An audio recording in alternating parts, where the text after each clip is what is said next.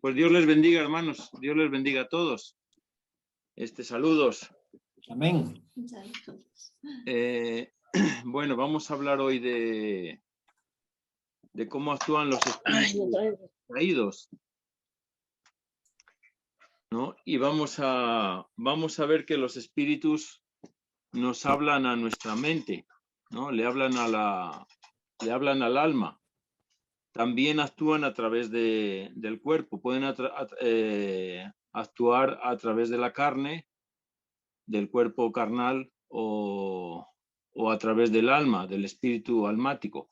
A través del espíritu de los huesos de Dios no pueden actuar, pero entran a través de la carne o a través del alma o una combinación de ambos, ¿no? Pero finalmente el destino, su objetivo es el alma. Bueno, vamos a ir viendo todo esto. Vamos a ver en Génesis. En Génesis vamos a ver algunas definiciones. Vamos a ver la definición de fe, ¿no? Entonces, porque la fe dice en Hebreos 11:1 que es la sustancia de las cosas que no se ven. Pero vamos a desgranarlo de forma más práctica. Entonces, en Génesis dice, perdón, creo que es, a ver, no lo he puesto aquí. Bueno, dice después la fe, la sustancia de las cosas que se esperan, dice la demostración de las cosas que no se ven. Dice, y ahora dice que es una sustancia. Bueno, es una sustancia que se forma en la sangre. Dice porque por ella alcanzaron testimonio los antiguos. Bueno, por fe alcanzaron testimonio. ¿Qué testimonio? De haber obedecido a Dios. Dice, por la fe entendemos haber sido compuestos los siglos por la palabra de Dios, siendo hecho lo que se ve de lo que no se veía. Dice, compuestos los siglos por la palabra de Dios. Quiere decir que Dios gobierna, ¿no? Dios gobierna a través del tiempo. Dice, por la fe Abel ofreció a Dios mayor sacrificio. Dice que Caín, por la cual alcanzó testimonio de que era justo. Dice, dando Dios testimonio a sus presentes y difunto aún hablaba por ella. Dice, por la fe Enoc fue traspuesto para no ver muerte. O sea, estamos viendo los efectos de la fe, ¿no? O sea, la fe no solamente es una sustancia que se queda ahí, sino que canalizada a través de la confianza en Dios, pues fructifica. Entonces dice que esa fe ofrece mayor sacrificio, alcanza testimonio de que seamos justos. Dice que también Enoc fue traspuesto, llevado a otro sitio para no ver muerte. Dice que también tuvo testimonio de haber agradado a Dios. Dice que por la fe entendemos que Dios es galardonador de los que le buscan. Bueno, y dice que también, habiendo recibido respuesta de las cosas que no se veían, dice, con temor aparejó el arca en que su casa se salvase, por la cual fe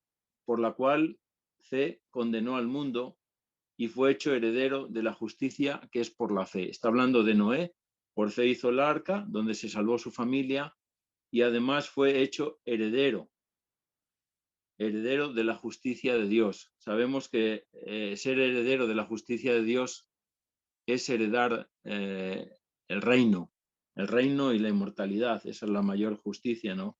Y sentarse a la mesa como hijo. Bueno, dice en la mesa de Dios, dice, por la fe Abraham, siendo llamado, obedeció para salir al lugar que había de recibir por heredad.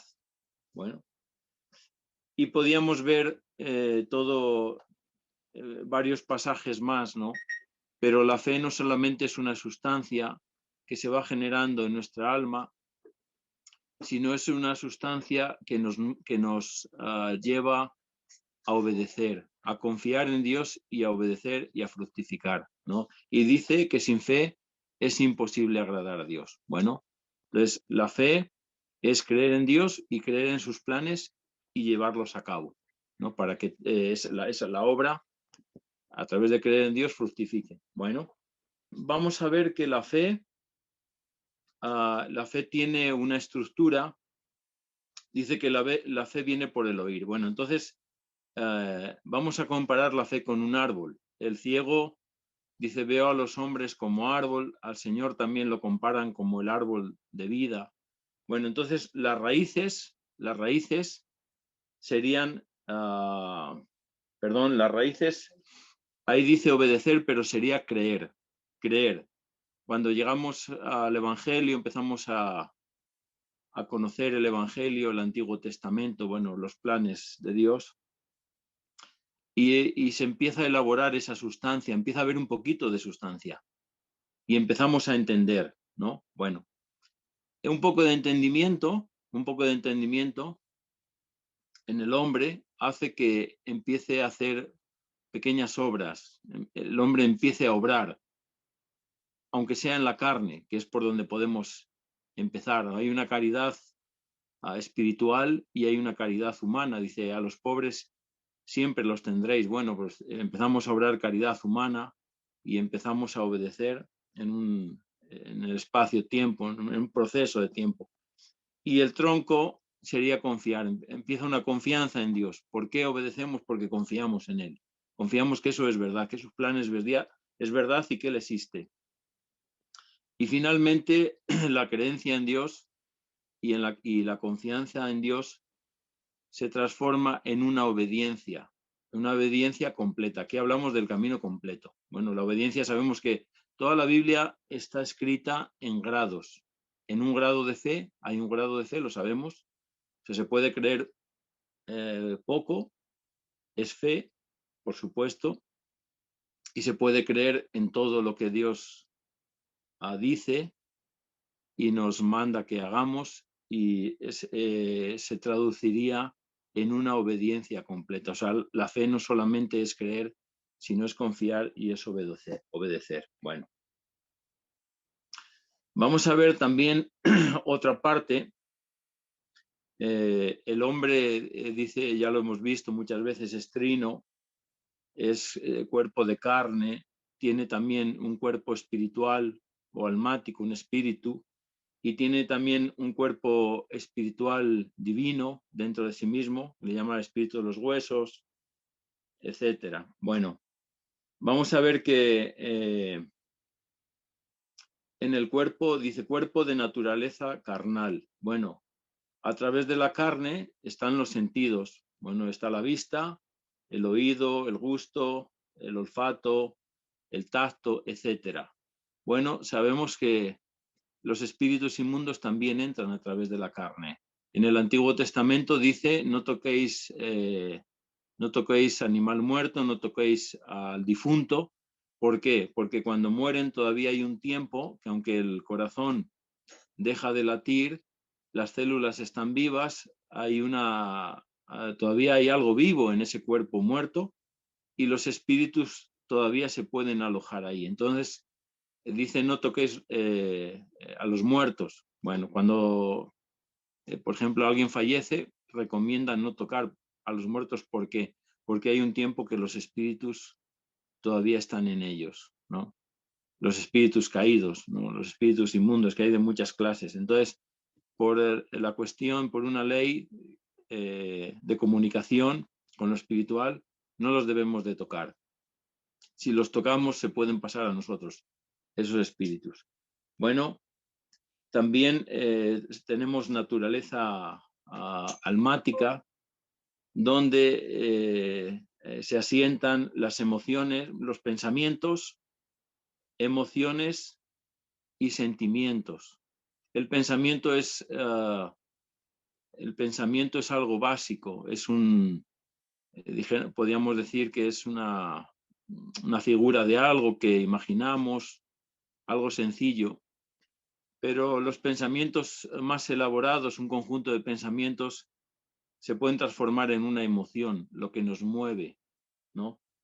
Y finalmente, el conjunto de pensamientos y emociones pueden llegar a conformar lo que es un sentimiento.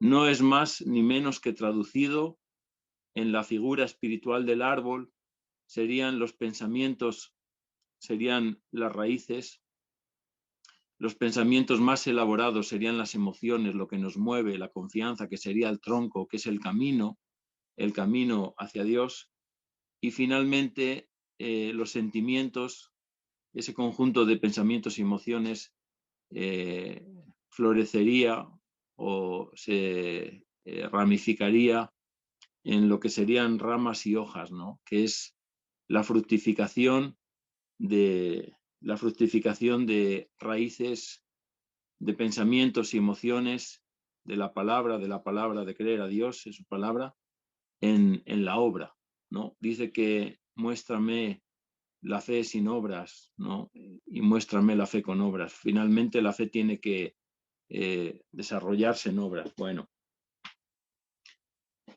Y también en la siguiente diapositiva podemos ver que además en el alma está la voluntad. Está el centro de decisiones, donde nosotros decidimos de qué lado estamos.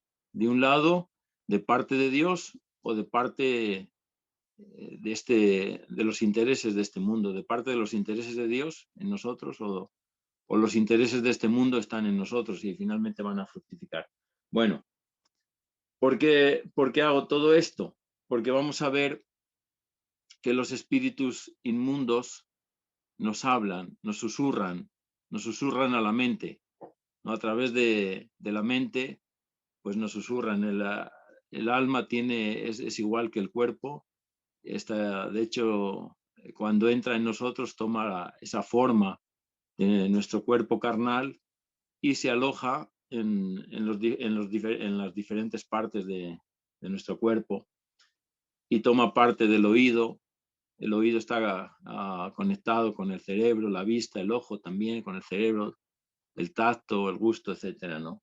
Y a través del oído y de la vista, pues entra la codicia y entran más cosas, ¿no? Entonces ellos nos hablan. Vamos a ver en este estudio principalmente que entran a través del oído y de la vista. Dice en Génesis 3, del 6 al 11, dicen, pero la serpiente era astuta más que todos los animales. Bueno, la serpiente, refiriéndose al ángel caído, era más astuto que todos los animales, refiriéndose en el principio describe que Adán y Eva están en el huerto de Edén y primeramente no los considera como animales, considera animales a toda la creación que le da, ¿no? Y Adán le tiene que poner nombre. Pero Dios sabe que va a caer. Entonces, cuando cae, Adán y Eva pasan de ser seres espirituales porque viven en la casa divina, su voluntad, su yo y su voluntad están en el espíritu de los huesos, pero Eva escucha al ángel caído y a través de escucharle entran los pensamientos del ángel caído, entran en ella. Y al final dice que come, ¿no? Come de la voluntad del ángel caído. Ya ella está conectada a través de escuchar al ángel caído. Y finalmente sabemos la historia que finalmente también Adán come de ese árbol de la ciencia del bien y del mal. Pero fíjense cómo le está hablando al alma, ¿no? Entonces dice, ese ángel caído que es creado es más astuto que todo lo creado. Y vamos a ver que su afán de él es que su yo y la voluntad de Adán y Eva salten al espíritu almático donde él se puede adueñar de su yo y de su voluntad. Bueno, entonces dice que más que todos los animales del campo que Jehová Dios había hecho, la cual dijo a la mujer, es el ángel caído, le dice, con que Dios ha dicho, no comáis de todo árbol del huerto. Y la mujer respondió a la serpiente, dice, del fruto de los árboles del huerto comemos, mas del fruto del árbol que está en medio del huerto de Dios no comeréis, ni le tocaréis. Dice, porque no muráis. Y dice que finalmente, después de escuchar tiempo, dice que ese árbol, el árbol que representa al ángel caído, dice, vio la mujer que el árbol era bueno para comer y que era agradable a los ojos y árbol codiciable. Lo codició a través de la vista, dice, para alcanzar sabiduría, y entró a través el deseo a través de sus oídos, de las palabras. Entraron en ella las palabras y los pensamientos de Satanás. Y dice, y comió y dio también a su marido. Dice, el cual comió así como ella. Y fueron abiertos los ojos de ambos. Y conocieron que estaban desnudos. Dice, entonces cosieron hojas de higuera y se hicieron delantales.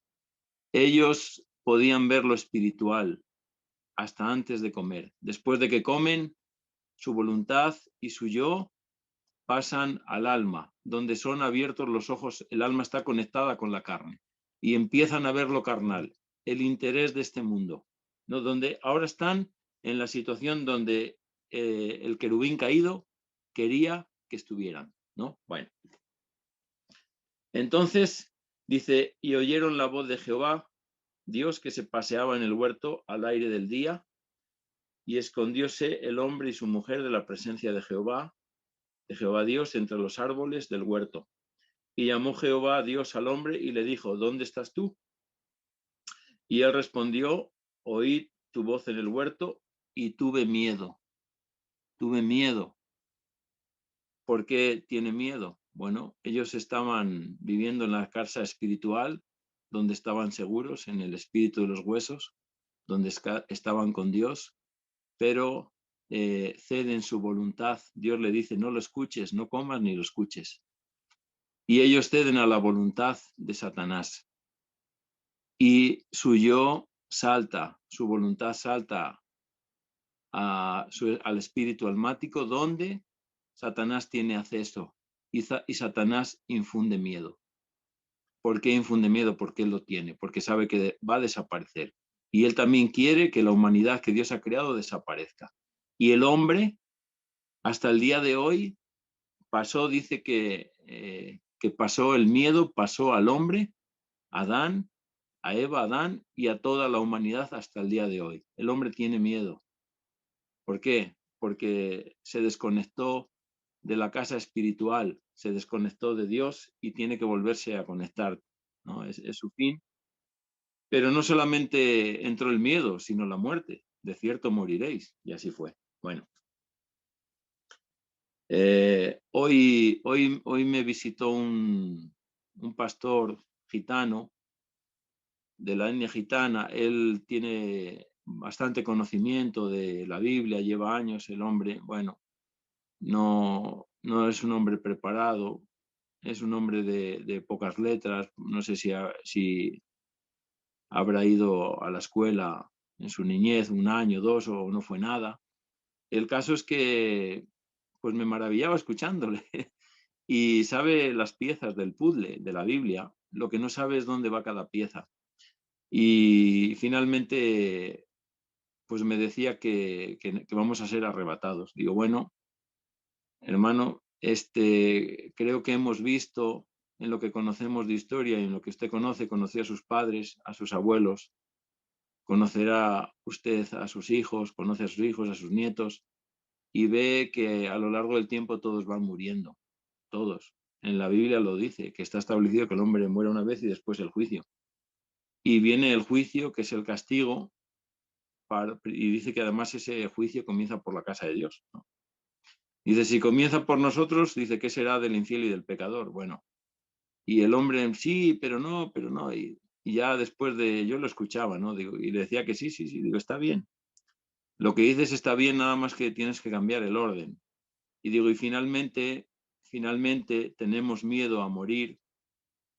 Dice que por el miedo a la muerte fuimos hechos siervos de pecado, ¿no? El hombre, los pensamientos rebeldes, de transgresión, de odio hacia Dios, entraron en el hombre a través de ese querubín y la humanidad tiene miedo. Bueno, dice, tuve miedo. Y lo importante dice, ¿quién te enseñó que estabas desnudo? Dice, ¿has comido del árbol de que yo te mandé no comieses? Tuve miedo, dice, ¿quién te enseñó que estabas desnudos? Bueno, fuimos enseñados por el diablo, fuimos enseñados por el diablo a pecar, con que Dios ha dicho, así le dice, le reta, ¿no? Con que Dios ha dicho, no moriréis. Lo que pasa que no entendieron el reto de Satanás y dice, no moriréis, bueno, de momento no moriréis, pero moriréis espiritualmente, ¿no? De segunda muerte. Bueno, vamos a seguir con el estudio.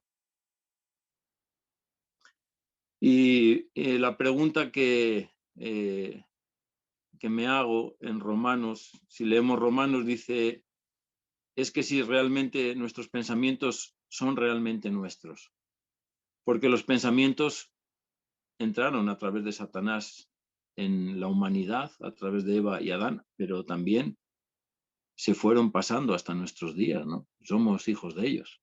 Bueno, en la carne. Dice, y como a ellos no les pareció tener a Dios en su noticia, en su día a día, dice, Dios los entregó a una mente depravada, dice, para hacer lo que no conviene. Dice, estando atestados de toda iniquidad, llenos de toda maldad, de fornicación, malicia, avaricia, maldad, envidia, homicidios, contiendas, engaños, malignidades, murmuraciones, detracciones, aborrecedores de Dios, injuriosos, soberbios, altivos, inventores de males, desobedientes a los padres, necios, desleales, sin afecto natural, implacables, sin misericordia, que habiendo entendido el juicio de Dios, que los que hacen tales cosas son dignos de muerte, no solo las hacen, mas aún consienten a los que las hacen.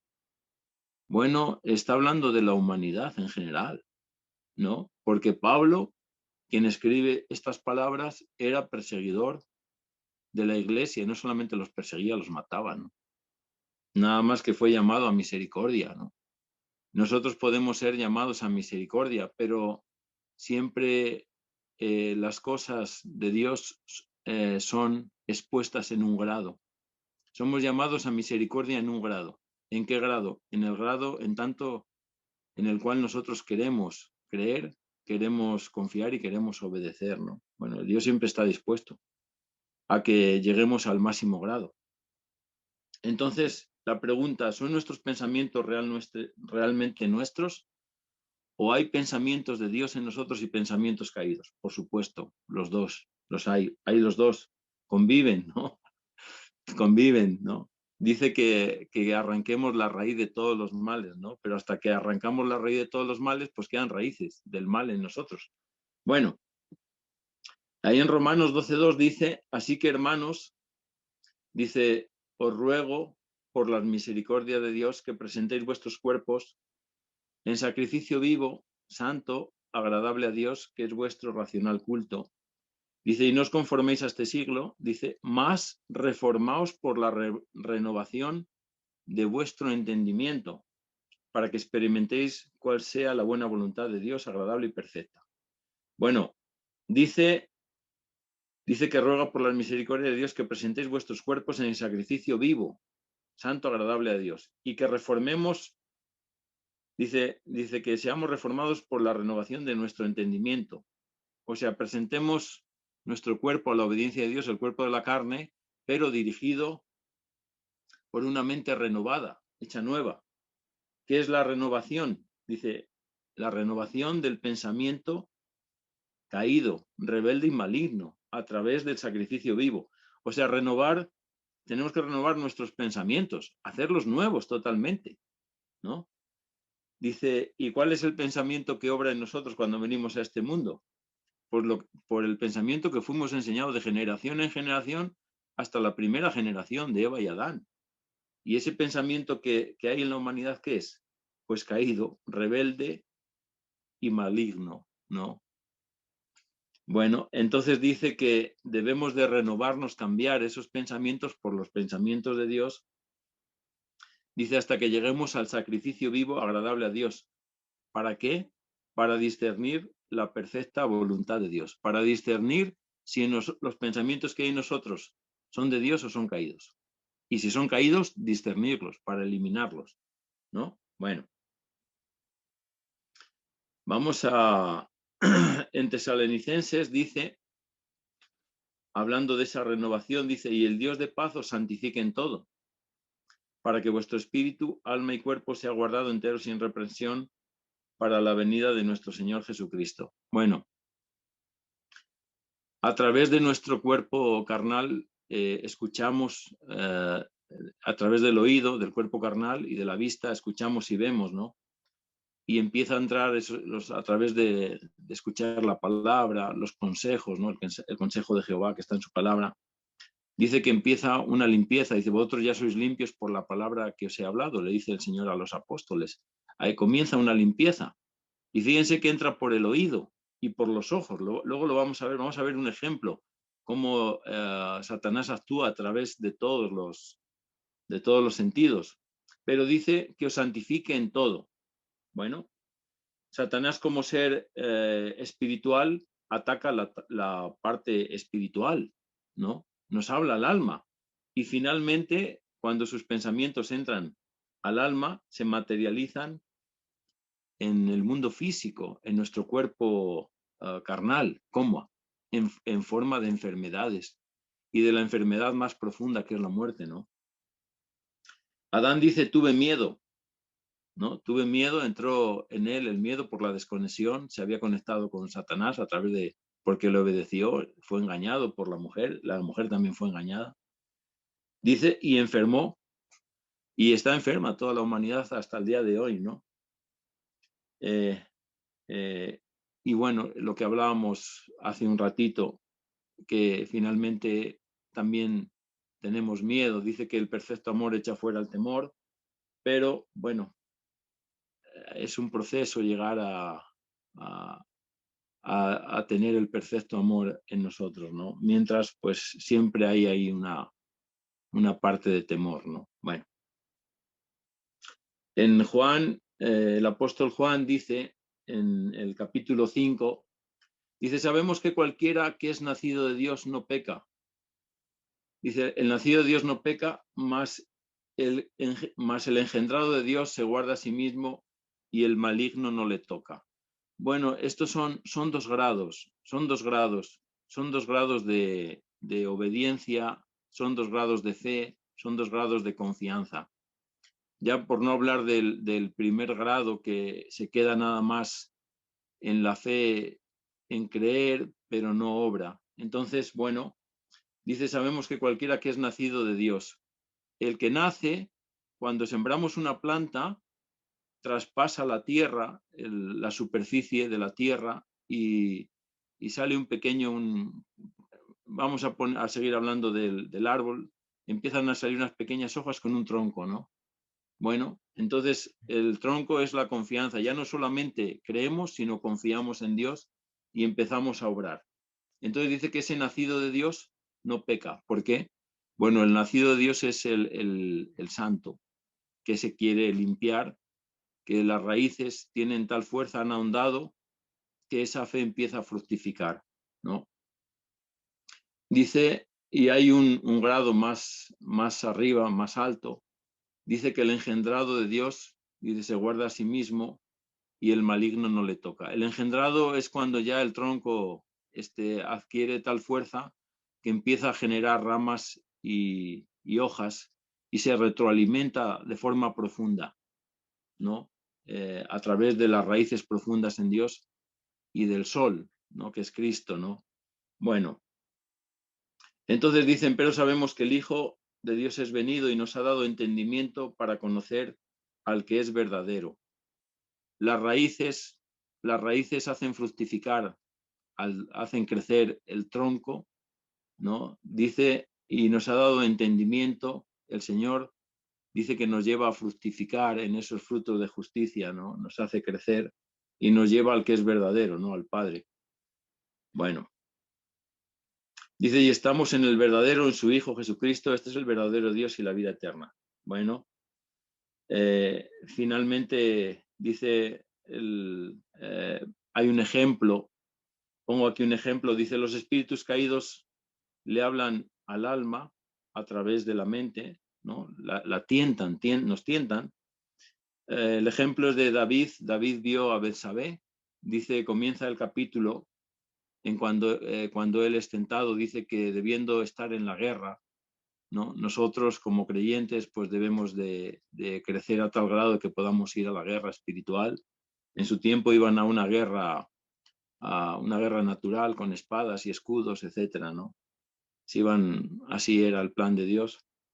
Pero dice que llegado el tiempo en que los reyes iban a la guerra, David no estaba en esa guerra en la que debía de estar como cabeza de su pueblo.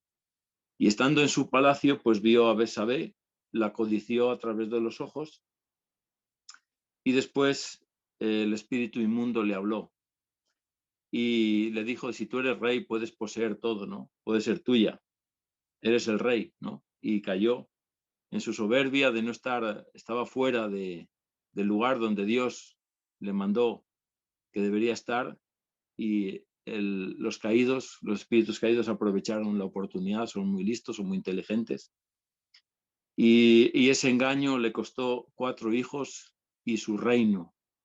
Su reino también se dividió, se perdió varios años después en el reinado de Salomón, ¿no? O sea, para que veamos la importancia de los pensamientos, ¿no? Como una semilla, un pensamiento entra en nosotros y si le damos cabida, y aparte de que le demos, ¿por qué le damos cabida? Porque el espíritu de los huesos, que es el corrector de nuestro pensamiento, pues no está activo, no estamos conectados a él, ¿no? O mínimo el espíritu del Señor, ¿no? Que dice que el nacido de Dios, el que nace en el espíritu, cuando tenemos al espíritu del Señor, también contrarresta a los caídos y no nos dejan pecar, ¿no? No nos dejan pecar siempre en el entendimiento de aquel pecado que conocemos. Si conocemos el pecado, pues el Espíritu de Cristo nos redarguye. Pero por eso dice que debemos de ir a una percepción de conocimiento, ¿no? ¿Por qué? Porque dice, además de los pecados de la ley mosaica, hay los pecados de la ley de santidad. Dice que el que sabe hacer lo bueno y no lo hace, esto es pecado, ¿no? También hay pecados más sutiles, ¿no? Bueno, vamos a ver la siguiente diapositiva. Dice en Isaías, dice, buscad a Jehová mientras pueda ser hallado, hablando de aquellos, del nacido y del engendrado, ¿no? Del hombre que nace espiritualmente. Dice, buscad a Jehová mientras puede ser hallado. Dice, llamarlo en tanto que está cercano. Bueno, buscad a Jehová mientras puede ser hallado. Hay un tiempo en nuestra vida para buscarlo, ¿no? Que es el tiempo de nuestra juventud, de nuestra edad media. Después entramos en un tiempo de muchas menos energías y es más difícil hallarle, ¿no? Dice, llamadle en tanto que está cercano. Bueno, ¿cuándo está cercano? Dios está cercano en nosotros, dice, el reino de los cielos se ha acercado. Mientras estamos vivos, el reino de Dios está en nosotros, ¿no? Dice, llamadle mientras está cercano, mientras tenemos vida, pero no hay que esperar al otoño o al invierno de nuestra vida, hay que buscarlo en la primavera, ¿no? De preferencia, cuando tenemos fuerzas, ¿no? Dice, deje el impío su camino y el hombre inicuo sus pensamientos. Deje el impío su camino. El impío tiene pensamientos, raíces profundas en este mundo. Y el hombre inicuo sus pensamientos, se alimenta de esos pensamientos caídos que tuvieron origen allá en Edén. Pasaron de generación en generación a través de una adición a nuestro ADN. Dice, y vuélvase a Jehová, el cual tendrá de él misericordia, y al Dios nuestro, el cual será amplio en perdonar. Bueno, todavía dice, habla Isaías del hombre impío, el que no tiene piedad, no está inclinado a Dios, y del hombre inicuo, el hombre de maldad, también para él hay misericordia. Mientras hay vida, hay misericordia, ¿no? Entonces, bueno, ahí vuelvo a dibujar el árbol. Este es hablando del hombre impío y del hombre inicuo. Dice, las raíces de este hombre impío e inicuo, dice, pensamientos de maldad, beben iniquidad como agua. O sea, el hombre inicuo, las raíces del hombre inicuo son pensamientos de maldad. Dice que beben iniquidad como agua. Su tronco, su camino es camino de maldad, ¿no? Y ese camino de maldad se desarrolla, dice, la obra de maldad desarrollada. Se vuelven anticristos. Finalmente, siempre hablo la Biblia habla de un grado de los hombres, del hombre que sigue a Dios. El hombre, entendemos al hombre como varón y mujer, así lo dice en la palabra. Pero por la contraparte del hombre inicuo, también desarrolla, también tiene sus raíces en esos pensamientos satánicos que entraron allá en Edén y que traspasaron a toda la humanidad. Y ese hombre también se desarrolla, tiene un grado. Hay gente que es valiente para la maldad y recorre ese camino y desarrolla esa maldad. Esas hojas lleva la maldad a muchos hombres. Cada hoja representa a un hombre, ¿no? Entonces, también el hombre malo desarrolla esa maldad y la transmite, ¿no? Bueno, el siguiente, en Hebreos, el apóstol Pablo dice, en Hebreos 5, dice, del cual tenemos mucho que decir y dificultoso de declarar, por cuanto sois flacos para oír. Dice, porque debiendo ser ya maestros a causa del tiempo, tenéis necesidad de volver a ser enseñados cuáles sean los primeros rudimentos de las palabras de Dios, y habéis llegado a ser tales que tengáis necesidad de leche y no de manjar sólido. Que cualquiera que participa de la leche, dice, es inhábil para la palabra de justicia porque es niño. Dice, mas la vianda firme es para los perfectos, para los que por la costumbre tienen los sentidos ejercitados en el discernimiento del bien y del mal. Bueno, aquí habla del hombre que se inclina a Dios, pero de una forma muy, muy leve, con poca fuerza, ¿no? Y habla de un hombre que sí se inclina a Dios y come de su voluntad. Dice, la vianda firme es para los perfectos. Dice, pero comienza diciendo que sois flacos para oír. Dice, porque debiendo ser ya maestros a causa del tiempo, tenéis necesidades de volver a ser enseñados. Dice, todavía tomáis leche, a semejanza del niño que toma leche. Entonces, hay que dejar de ser niños, ¿no? Hay que dejar de ser niños. Ahora, dice, ¿por qué? ¿Qué le pasa al niño? Bueno, pues el niño, aunque seamos adultos, pero nos mantenemos como oidores, nos cuesta, a veces nos tienen que empujar, nos tienen que reforzar a veces la voluntad de escuchar la palabra, ¿no? Bueno, de inclinarnos a Dios. Y esa falta de alimento espiritual se traduce en miedo.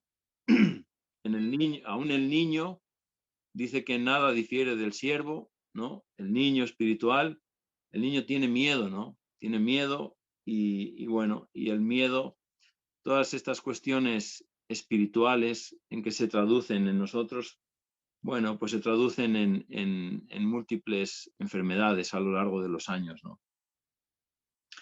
Bueno, vamos a... También dice en Proverbios, dice, el que encubre sus pecados, dice, no prosperará, mas el que los confiesa se aparta y alcanzará misericordia.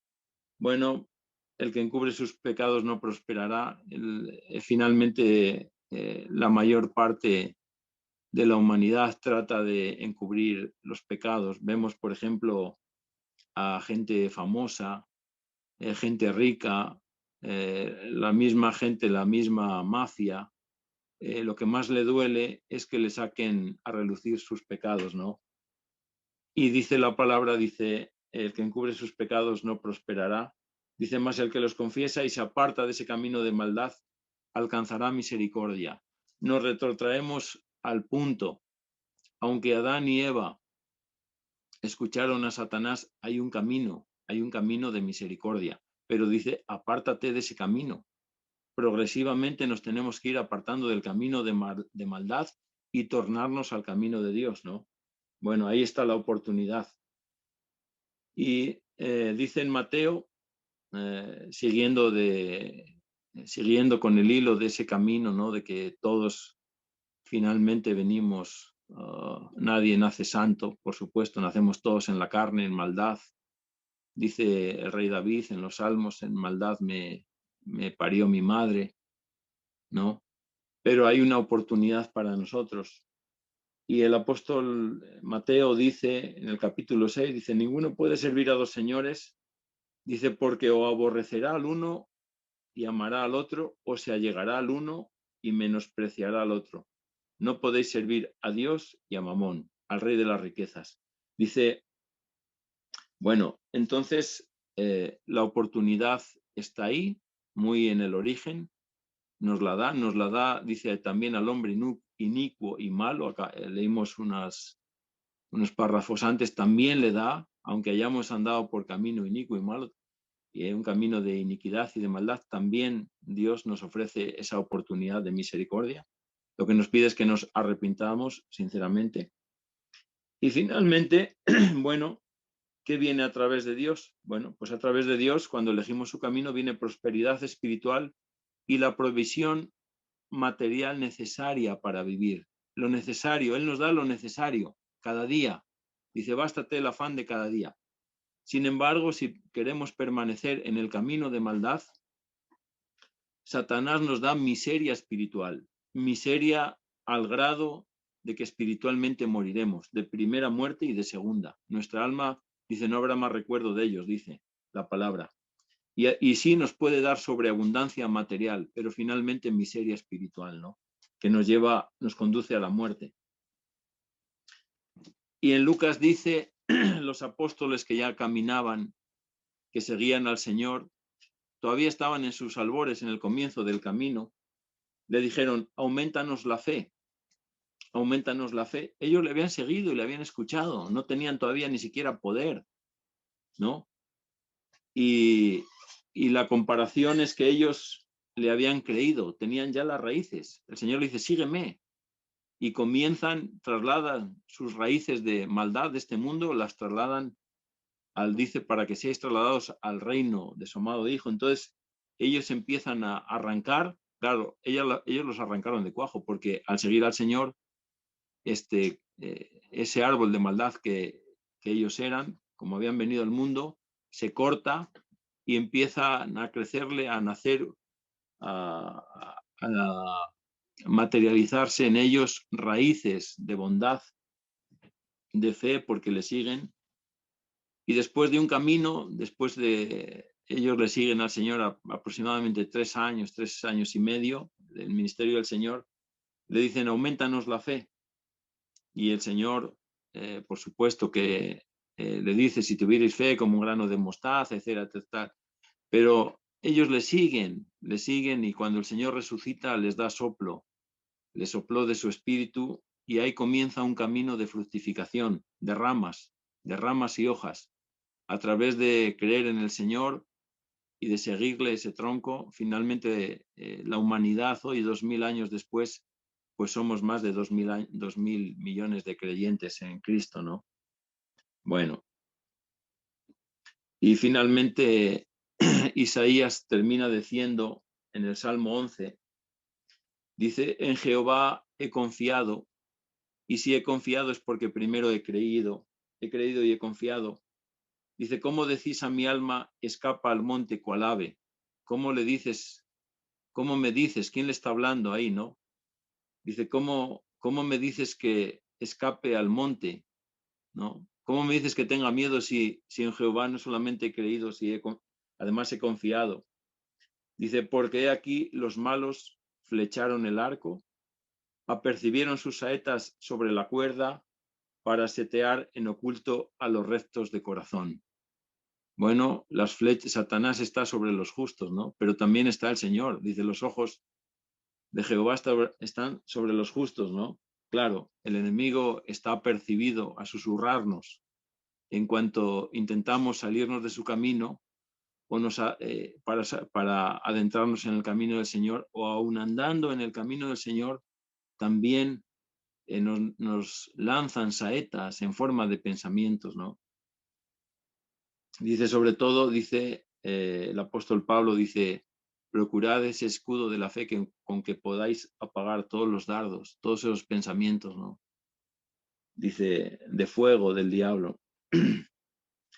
Dice, si fueren destruidos los fundamentos, ¿qué ha de hacer el justo? Jehová en el templo de su santidad, la silla de Jehová está en el cielo, sus ojos ven, sus párpados examinan a los hijos de los hombres. Dice, aunque el inicuo nos asetee y nos lance flechas para matarnos, aunque fueren destruidos los fundamentos, ¿no? Los fundamentos de este mundo, dice Jehová en el templo de su santidad. Jehová reina. Jehová está en el templo de su santidad, ¿no? Es incorruptible. Dice, la silla de Jehová en el cielo gobierna sobre todo. Dice, sus ojos ven, sus párpados examinan a los hijos de los hombres. Jehová prueba al justo. ¿Cómo le prueba? Bueno, a través del malo, lo sabemos, ¿no? Dicen, pero al malo y al que ama la violencia, su alma aborrece. Jehová prueba al justo, pero particularmente Dios, en su peculiaridad personal, aborrece al malo y al que ama violencia. Dice, sobre los malos lloverá lazos, fuego y azufre, con vientos de torbellino será la porción del cáliz de ellos. Porque el justo Jehová ama la justicia, al recto mirará su rostro. En definitiva, ¿qué es lo que hay que hacer? Pues pedirle al Señor cuando tenemos, por supuesto que tenemos miedo, y el miedo nos lleva al enojo, el enojo nos lleva a la ira y a la destrucción. Cuando tenemos miedo, lo que hay que hacer es pedirle al Señor valentía, que nos dé fuerzas en un proceso, que nos dé lo necesario para vivir, que nos dé fe, que nos aumente la fe, que nos lleve por su camino. Y el Señor nos escucha, hermanos. Cuando nuestros pensamientos son de bondad, el Señor nos escucha. Pero el proceso es lento, el proceso no es rápido. El proceso es rápido siempre que le pedimos las cosas al maligno. El maligno contesta rápido para la perdición pronta de nuestra alma. El Señor a veces no es que se haga de rogar, es que así es el proceso. El proceso para que se fije en nosotros, sea un proceso eterno, es un proceso lento, lento. Tenemos que orar y tenemos que pedir y que el enemigo no deforme nuestra voluntad fuerte y férrea, ¿no? De querer seguir al Señor y seguirlo. Bueno, Dios les bendiga, hermanos.